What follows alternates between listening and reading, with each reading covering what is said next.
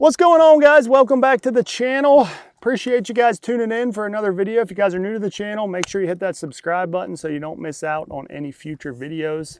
If you guys haven't already, check out all the other videos we have on the channel. We've got tons of great bass fishing content. I feel like it's all great bass fishing content, and the goal of the channel is to help you guys catch more bass. So hopefully you can find something on this channel that you can apply to your own fishing and use it to catch more bass. I would love to be able to help you guys catch some more bass. Like I said, that is the goal of this channel. But today we are out on the water doing a little ledge fishing, deep water fishing, whatever you want to call it, and throwing a spoon. So I wanted to bring you guys my whole setup that I like throwing the spoon on. You know, this is actually a rod that I just recently found that I really like for throwing a spoon. So I'm going to walk you through the whole setup. You know, some of the baits I like to throw, the line, rod, reel line, you know, all that good stuff, the whole setup for throwing a spoon.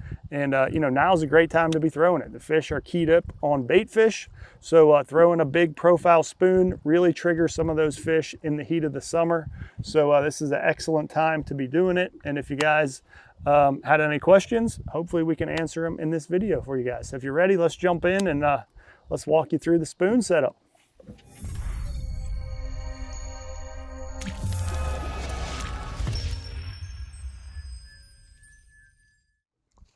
Okay, so right off the bat, if you're throwing a spoon, there's probably a few ingredients around. First up, there's going to be a group of fish, or, you know, a wolf pack of fish. There's going to be a few bass together in one place, whether they're swimming around or they're sitting on the bottom in one place. That's the first ingredient you need for spoon fishing, is multiple bass in one place, and you kind of start a competition over the bait, and that's really when the spoon excels. So that's going to be the first ingredient you're going to have. Obviously, it's going to be, not obviously I guess, but it's going to be in a little bit deeper water.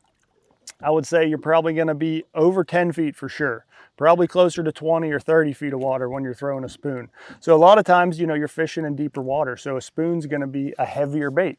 So when you have a heavier bait, you're going to need a more powerful rod, or a heavier power rod, in order to cast it well, and then to be able to handle that while you're popping the spoon, allowing it to flutter down and watching for those bites. So it's super important, the whole setup, when you're throwing a spoon. So let's dive in and talk about what I like throwing right here. So this is I would call this a medium-sized spoon. It's not super small, but it's not super big. You know, there's some big giant Magnum spoons.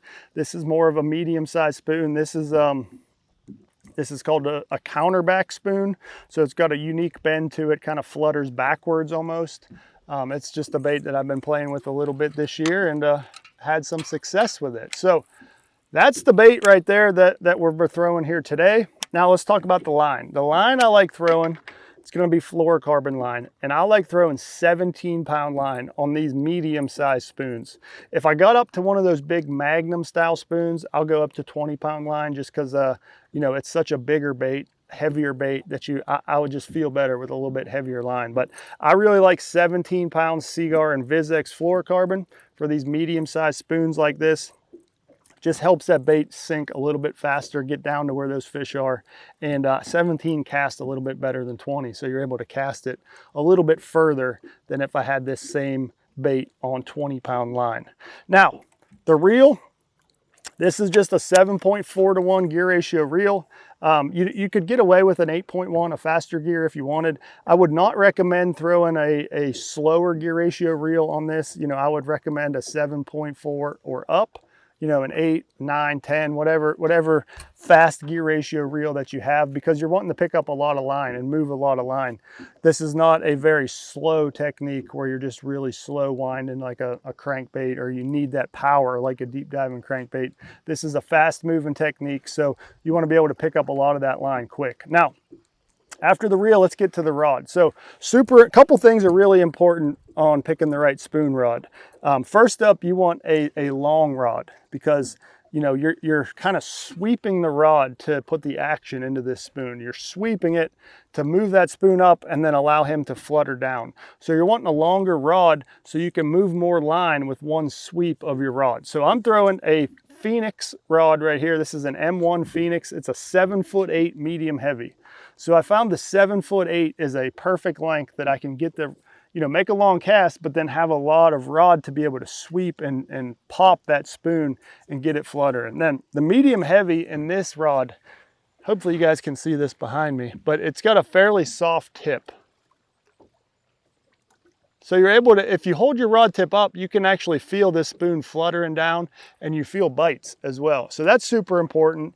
And then also, once you hook that fish, this rod does a lot of the work in helping keep the fish pegged.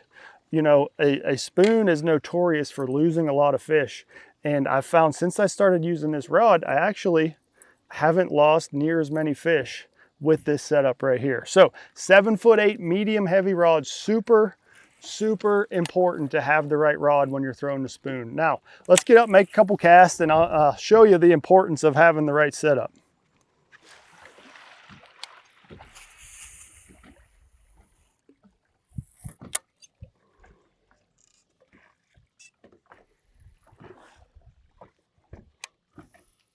So the slowest part about fishing a spoon is going to be after the initial cast, and it takes a while for it to flutter its way down to the bottom.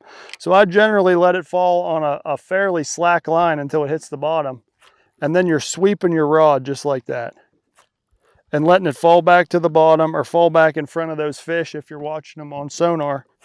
But you need that long rod for that sweep. And when you make that sweep like that, I leave my rod tip pointed up, because like I said, you're able to feel that bait flutter back down, and you'll be able to feel a fish thump it on the way back down. So having that rod tip up is super important, and the longer rod allows you to feel a little bit better and be in position and ready to set the hook when you feel that bite, and allow that rod to just load up and do all the work.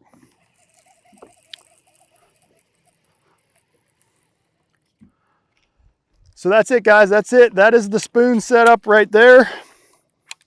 That's what I'm using to put some bass in the boat on a spoon. Hopefully you guys learned something from this video.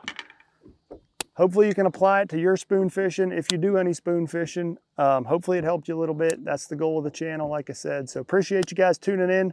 Leave me those likes, comments, good stuff down below. Hit that subscribe if you haven't already, and we'll see you guys next time.